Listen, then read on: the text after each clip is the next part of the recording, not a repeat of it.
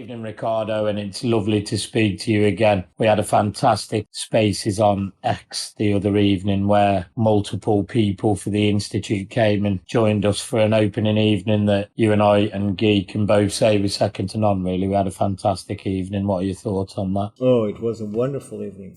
Way above my expectations. I was not expecting so many people to come and listen to us. And the interactions afterwards was... In fact, the interactions during and afterwards were amazing. And there were much more people listening to it afterwards because we then found out that there were several really big spaces that were alongside our own. So people came to listen afterward, and sevenfold more people listened to it afterward than live. It was amazing, considering it took 3 hours and 22 minutes when we were expecting to do just 45 to an hour. It was just amazing. I agree with you. And on the evening we spoke with reference to what the Institute may offer and giving relevant papers to specific subjects. And on the evening we spoke about the Archaeoacoustics within Newgrange, which was fascinating as a subject because what we looked at was specific tests were performed and we could see that different sides of the brain per room that these frequencies were tested in were actually changed and monopolized through the room that you were actually in. So when we spoke about that on our first Spaces, we obviously have used this as a focal point to our research, mine and yourself, for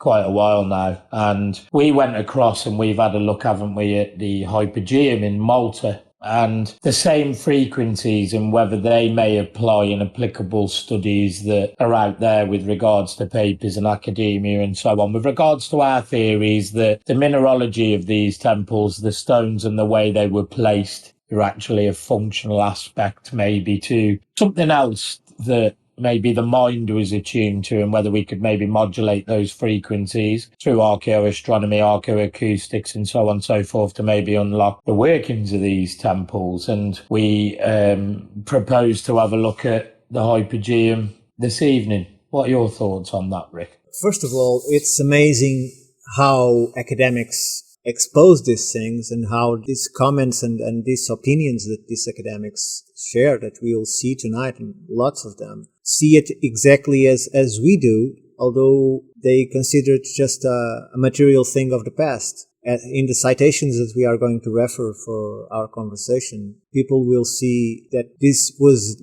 nothing short of places of magic. I'm quite eager to... With that comment in mind, magic, Rick, is, again, something that we don't understand, isn't it? Exactly. So when we understand what that equation is, we can then maybe give some more answers to what these mysteries may have been. Temples were the functionalities of whether they offered more than what we're actually seeing right now, and whether we could apply that through scientific experiments that we could use today. For instance, let me start with this one. Bradley and Turnburn, both from 1993 and 2002, discusses the Hypogeum alongside other Maltese temples above ground as a series of screens. Please note this text, as a series of screens, suggesting that these monuments may offer a sequence of experiences to some people and exclude others completely. Turnbull suggests that differentiated access from the world outside with progressively restricted movement through doorways and oracles controlled transmission of knowledge between small inside and larger outside groups. Their results reflect that this stratification of access to ritual layers, with sound being disguised and transformed as it travels into and out of the center of the space. Such a performative understanding of Maltese temples reflects a post-processual interaction of scientific and landscape approaches to archaeology, demonstrating how, through sound making, the body brings a monument to life. Well, don't you find that interesting? That's absolutely intriguing, isn't it, Rick? Yes. So only a certain amount of people we can take from that with regards to these modulations and frequencies may be affected by that. But specifically, if you modulated that, anybody could be given these kind of health benefits and so on and so forth, or engineering or experiences, maybe libraries or other functional aspects of these temples that we don't know of may be activated through that. Sure, not, and we must mention also that these peoples went to the inner chamber to receive counsel, to receive instructions from the oracle, to receive enlightenment, to receive wisdom. So this tells us that the seeker of wisdom might have been the structure itself. Exactly. You see, that's one of the points that I would like to explore. But this continues, and afterwards we read that the acoustic metrics illustrate how sound can performatively embody cognition. I'm going to repeat this phrase because this is very important. Exactly what I have just said. The acoustic metrics illustrate how sound can performatively embody cognition. And then it continues.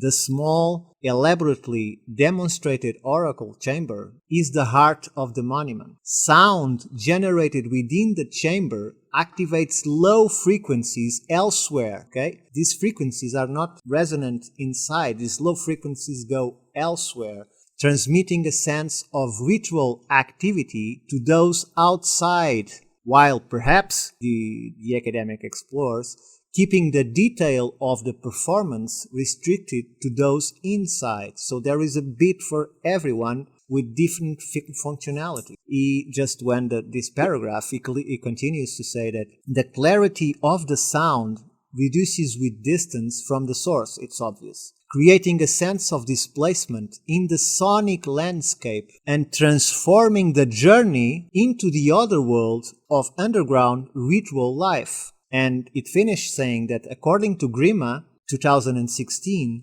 the hypogeum was used beyond structural properties to create a potent, multi-sensory experience. This was published by Antiquity Publications in 2017. So with that in mind, Rick, we've got like almost a very, very, very well published paper suggesting that not only these resonances, these vibrations, these harmonies throughout the temple could suggest different applications to the body, but it actually did functionalize specific aspects of the temple within. Not only resonate it outside the temple, it actually functionalized them within. If you listen to this last phrase, that it was on another page, that's why I didn't read it. It says, becoming a cosmological gateway through the boundaries of the underworld into the realm of the dead.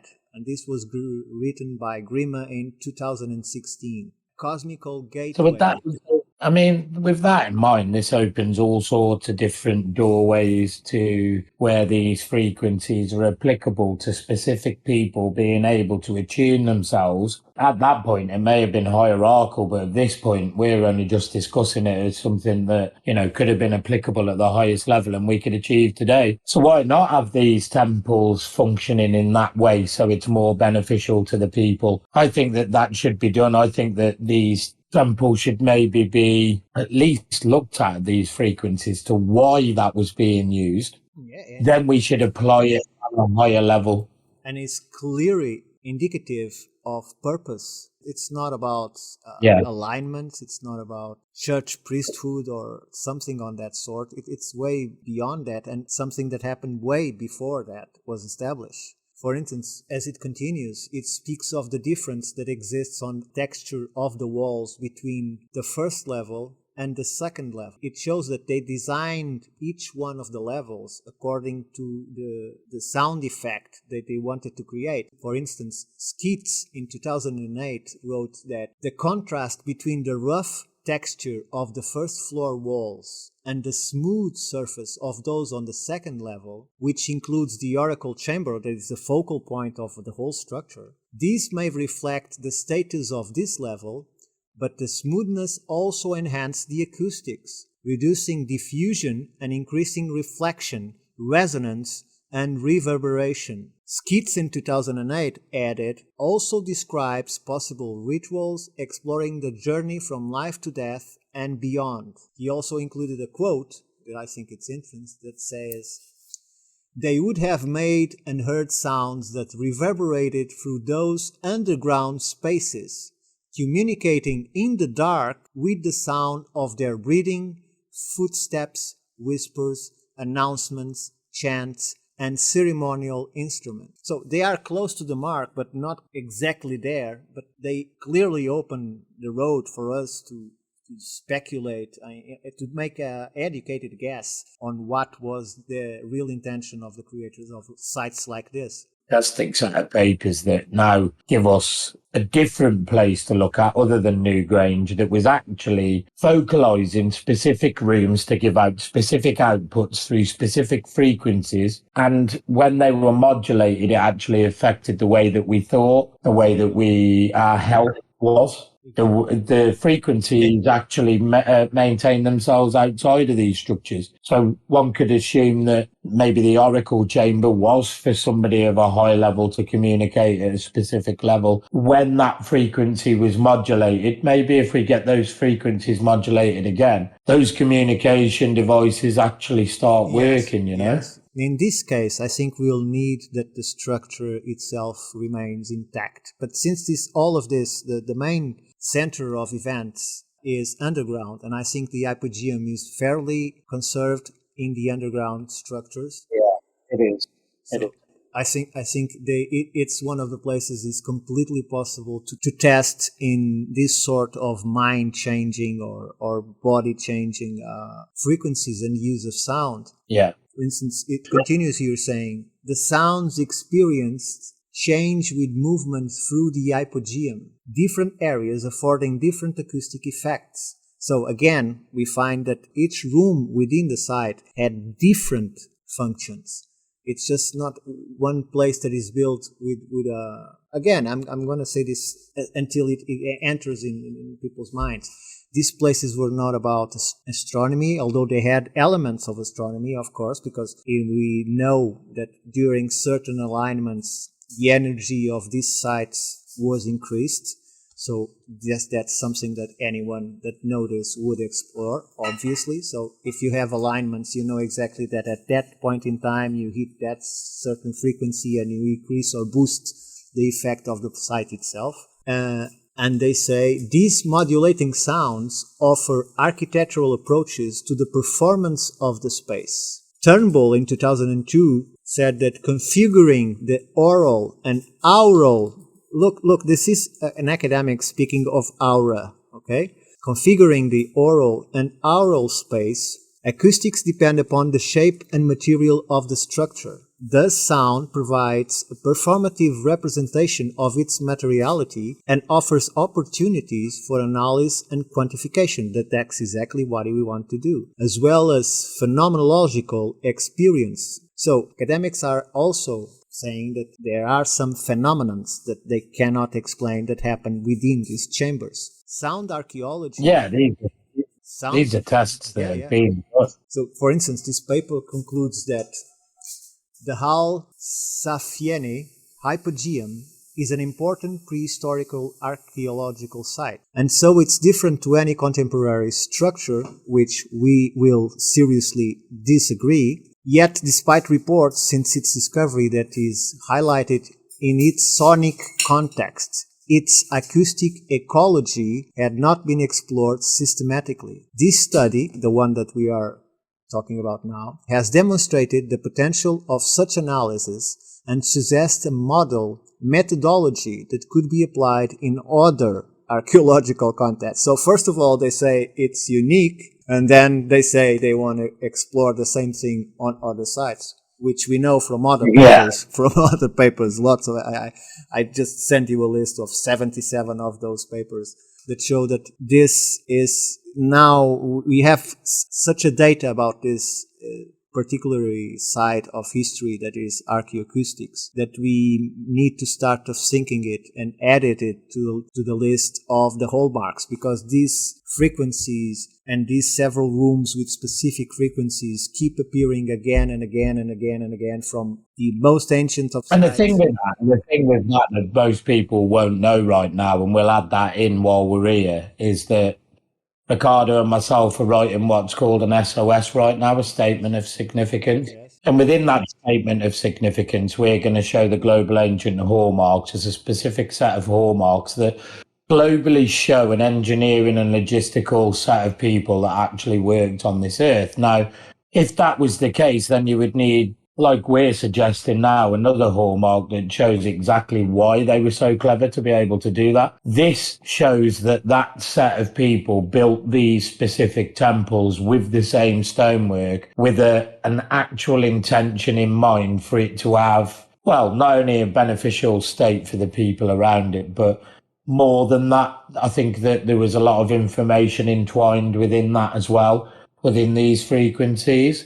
And I think the papers that we're going to look at over multiple series and multiple sites, and we're going to look over the ancient world really, and you can only really come to, a statement conclusion when the evidence corroborates itself multiple times. Like you've said, we've got not just 77 papers on archaeoacoustics. This is within a specific thing that we're talking to you about right now. Exactly. Around the world on these sites, when we look at these mineralogies, we look at how to modulate these frequencies, the specific temples and the stonework and how they're laid with regards to these hallmarks, and then apply it to these archaeoacoustics. Maybe archaeoastronomy alongside that as well, but we can work into that. We've got multiple papers on that too, look into. So we can go into different avenues of this, but I think everybody that's listened today and will listen to us on this topic as we go around the world,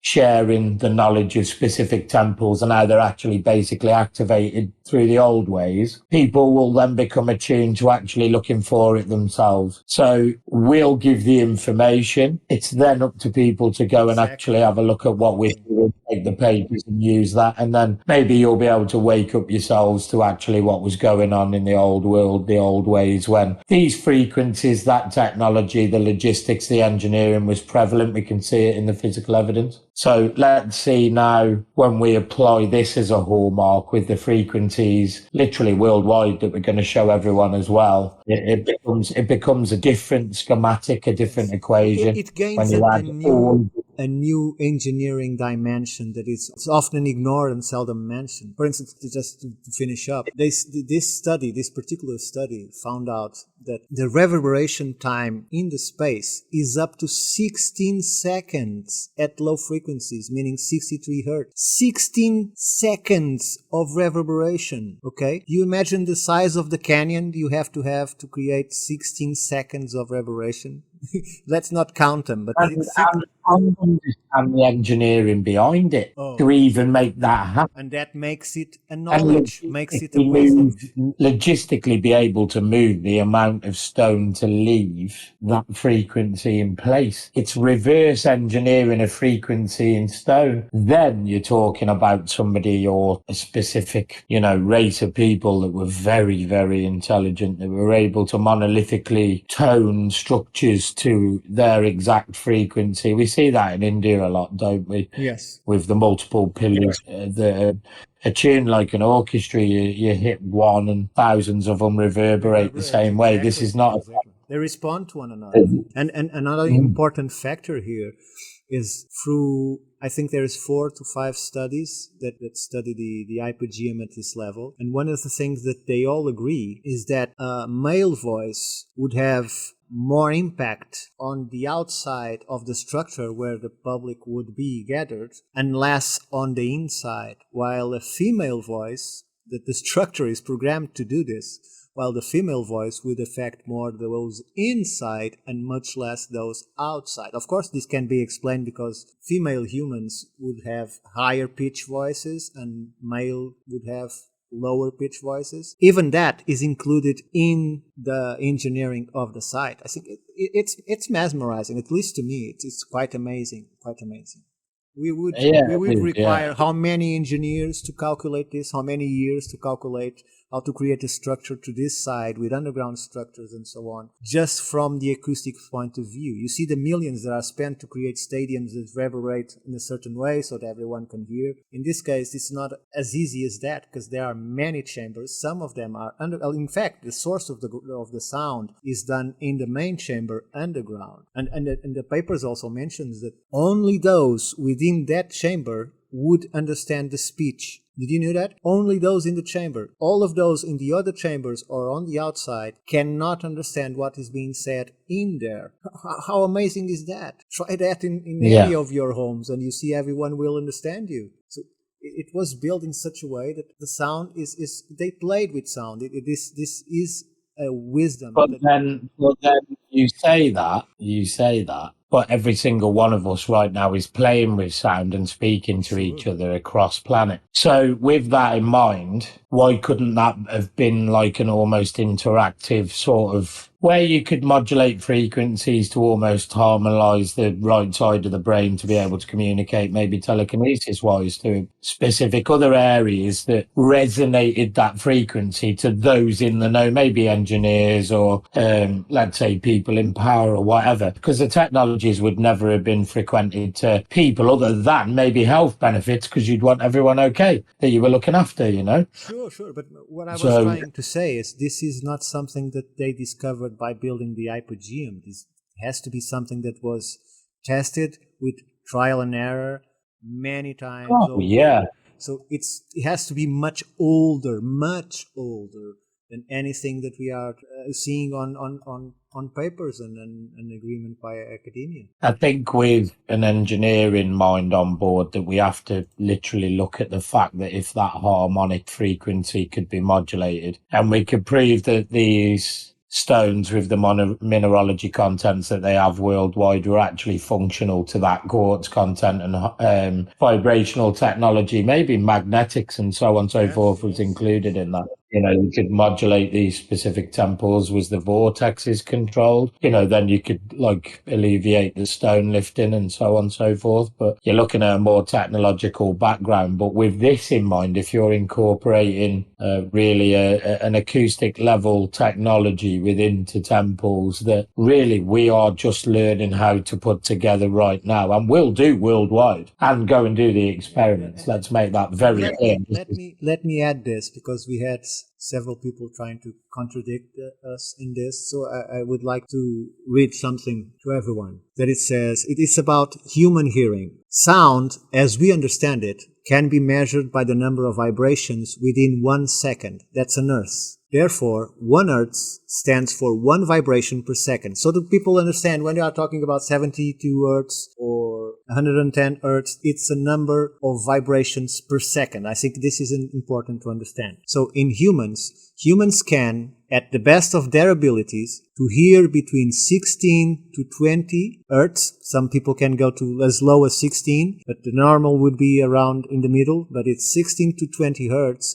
In the low band and in the higher band, we can hear up to 20,000 hertz. Okay, but I should say that this changes with age to a more conservative range. Any of these frequencies, except the very low frequency band, is all hearable by us. But as I find out, because I'm now quoting myself from one of my papers, it says that nevertheless, as it happens with sight, what humans cannot hear do not seem to hinder their survival. We do not need to hear, although some can, the sound of a beating heart that is as low as 1 to 2 hertz. Okay, so even the very low frequencies, we can hear them. We might not be able to understand it in our senses and understand that we are hearing it, but we have the ability to hear this. The point is, humans can hear any of the frequencies that we are mentioning, and that's something that was being contested in the space, but it's not true. We can hear any of these frequencies, all of them. Yeah, and if modulated, then surely we could be connected to any of these temples as an overlay. They could be the modulators,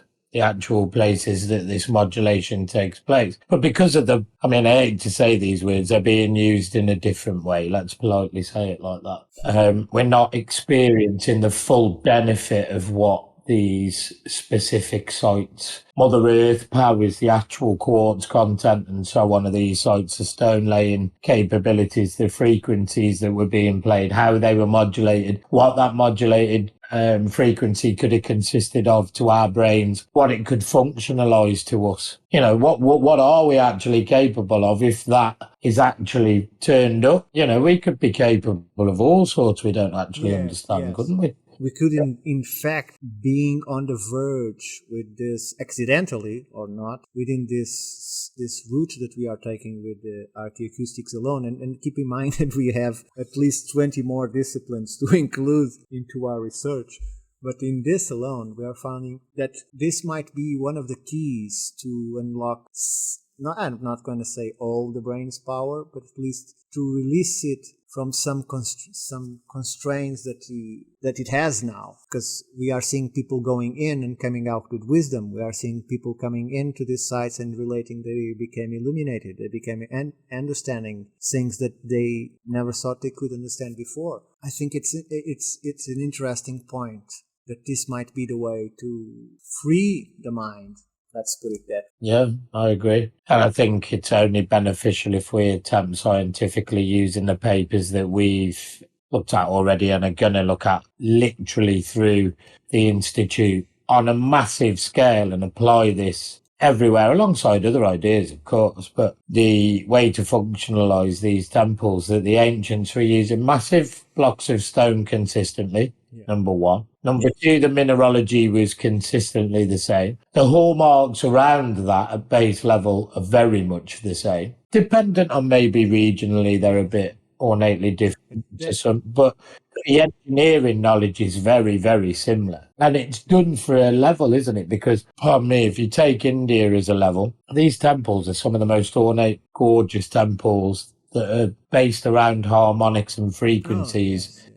You can see, and look at how ornate the carvings are within andesite and granite that we could never explain. I mean, I know that there's master craftsmen in India, and I wouldn't disrespect them. Sure, of course. But how many master masons were there in ancient India? Let's be honest, you would have needed thousands. I would say that the real miracle is that there are artisans today that can recreate that same art. They will take much of their life learning and executing it, but it's to me a lost art, because that's not the way they are done. They are going over efforts to recreate something that was done in a much simpler way. Otherwise, dates do not go in accordance with the construction times and so on and so forth. Because it was literally, how was India a land where everyone was a master in this culture?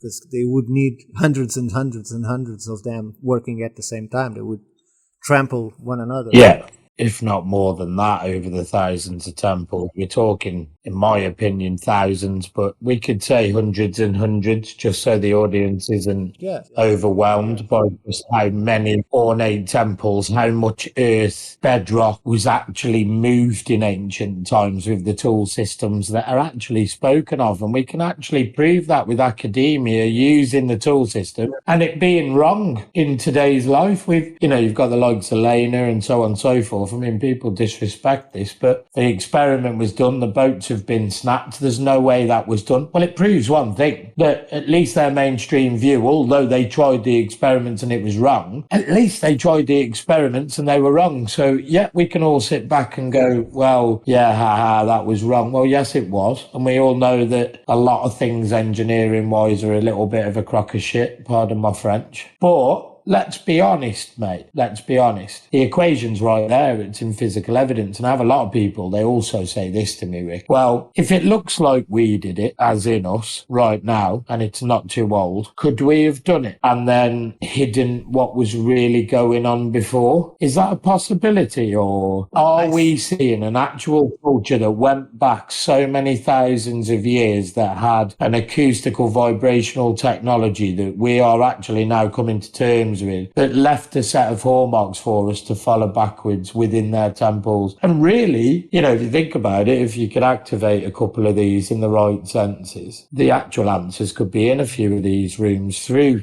this technology that we're so finding. Hence why we call it an ancient technology that we're speaking of, Rick, because we're applying it in a bit different way than everyone else, aren't we? It's all right knowing that these acoustics were being used. I get that, and the work that's been done, second to none, because it's going to keep us chatting while we're working for a very long time. You know, these guys have done phenomenal work, and anybody that's done any experiments in these temples with regards to the archaeoacoustics, I think that they've helped us with our journey no end, because it's a mapping system really to how to functionalize the temple. And it's, you know, it's full of signatures. It's full of signatures, because we are not finding just one element of these hallmarks. We're finding several elements presented at each site. They might not be all on all sites, but they are much more than one single signature of these hallmarks in all the sites that we are looking into. So it's a clear evidence. I mean, at this point, you could even make a surmisation that the nubs were guiding you to where the frequency was most prevalent and the central point. You know, like it was built at this time. This is what was required at this temple in some instances. You know, the actual language nubs. But if you're getting bass nubs and you're getting close to a centre of excellence where these actual acoustics of speaking to the, you know, oracles or whatever it might be, surely that those markers would become more prevalent with more ornate work the closer you got to that frequency. Would that be right to say? I think that some of the sites, especially in India, will find that they took these capacities or functions of these temples with the utmost reverence. I think that's why they filled their temples with symbology. Because if you look at the one that we're looking at Malta, the simple the walls were, or the more polished and simple the walls were, the better the revelation. So they could use any type of structure and recreate the same effect because they had the knowledge of how it works. So, and adding to that, India art and representation of those same entities that they are perhaps experiencing within or think that they are talking to them. And I completely agree. For instance, in the case of Malta that we are looking into, I think that the site was found. Some word to word passed that something strange happened in the rituals. I'm going to call it pagan, but they are far older than that, to that denomination. But when these invaders got there and took over these sites, they found out that inside that strange things happened. And this hierarchy of power, I think in time, they lost reverence for that same power and started to charge money for people to experience these sites and included them in some sort of culture that, as we see Catholic today. Well, you've got the people controlling the power of these specific acoustical sites and so on. So, they could give the benefits as and when they saw fit, dependent on how the acoustics were played. They could give or take. So I think the people that realised these acoustic benefits that, you know, these temples were designed for, the original builders of that were your builders that actually were the first people. They've encoded, in my opinion, more information than we're understanding right now. And that lies within the actual equation. Well, surely the answers have got to be somewhere. Well, they're not in a specific library, I don't think, where you're going to find the paperwork. I think these are going to be in a library where you can unlock them using modulation of frequencies within temple. And another point, I think that while to try and recreate something like this today, if we were capable of doing it, it would require... nowhere near that. But it would require for instance, if you now reach the government that was open to try and create a site like this, what they would do was to gather a ginormous team of people of all these areas to try and come by each one a process through their knowledge and academic understanding of how to do this. While in the past, I think that there was this knowledge locally was all concentrated in one person, or at least in a group of persons that all knew the same things. There was no different departments. I know this and you know that. No, I think that group of people know all of what they was capable of doing. Yeah, they knew how to functionalize everything, how to build everything, how to pass on the knowledge of everything. And unfortunately, that knowledge wasn't lost and forgotten. Let's forget those words. We're remembering it now. So it wasn't lost or forgotten at all. That's wrong. We're rewriting how to remember, how to write these equations again. And by using applicable corroborating evidence through academia and through our own theories and through other people's passed down knowledges and temple knowledge and so on and so forth, I think that we can actually come to where we can modulate those frequencies properly, maybe specifically place the correct crystals to be able to make these temples functional again, to where it actually benefits the people, you know. And I think the world's crying out for that, because at the moment it's lost. Feels like it's devolving a little bit. People of engineering or whatever, I'm ex-services, I've watched engineering evolve, but has it? You know, has it? We like in 1800 or so on, we were horse and cart, and right now we're flying rockets. But so-called 50 years ago at 17,500 mile an hour, basically, well, let's be fair, it was bucket and screws, wasn't it? And now we've got Eurofighter that will do 750 mile an hour, break the sound limit, and look at it, it's an absolute gleaming. But what's actually been going anywhere near the moon rocket-wise with humans? It hasn't. We don't know the actual truths, the scientific test of these archaeoacoustics and whether they can functionalize temples is what we want to do as a living. And we're going to go around these temples trying to functionalize them and make sure the people around us, if they feel the benefits of this, we'll record it, have it on videos. We'll have people with us and go, no way, that is absolutely unreal. It needs to be done where it isn't just an academic paper. It's where we're taking the people to actually go, whoa, no way. Experience it. Because in this paper, we haven't read it, but in this paper, the assistance team that were with the academics that did the research, they were the one to mention that they were feeling some sort of holistic emotion while outside the temple, while the experience was being done inside the temple. So they couldn't hear it, but they were feeling something. They felt different. Yeah. So it has an impact. I mean, I know I haven't got the paper in front of me right now, but I can allude to where it's mentioned, isn't it, in dynastic Egyptian times, that the body's attunement to a C and an F chord was played through the Egyptian pyramid frequencies that allowed people that were walking around a plateau, as it were, actually felt better about themselves. And there's a couple of channels that have actually played those frequencies. Maybe they're a bit different today than what they were then, but I'm sure they're not far away. And what if those modulations of that or different frequencies were to be able to open different doors within stone? I know, like the mineralogy contents, magnetism, and people argue a lot about why there was so much quartz within these stones. Why was so much quartz produced within ancient times? Seems a prevalent factor because it's absolutely everywhere. There's the argument that quartz is produced in every, stone bed that these people were building from. Well, there's different quartz contents within different countries of the earth. I mean, you've proved that. We can do an experiment on a live short where you've taken different quarried examples of quartz yourself, and it's enormous, isn't it? So were a lot of these places actually quarried for their quartz content on purpose for frequency orientation, Then we're seeing why the large amounts of stone were being looked at and why they were being incorporated into temples.